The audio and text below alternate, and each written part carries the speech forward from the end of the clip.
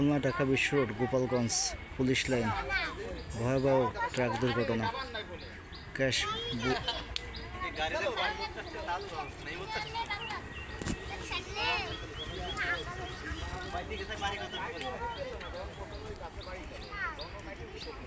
লোকের ক্ষতি হয়েছে নাকি ভাই? লোকের ক্ষতি হয়েছে? শুধু ড্রাইভার ছিল?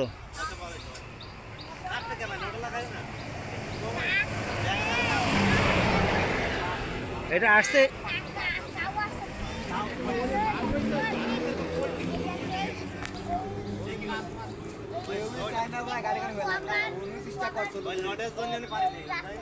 না, এ তো খালি খালি খালি তো গ্যাস গ্যাস তো ফুল না, গাড়ি তো লোড না।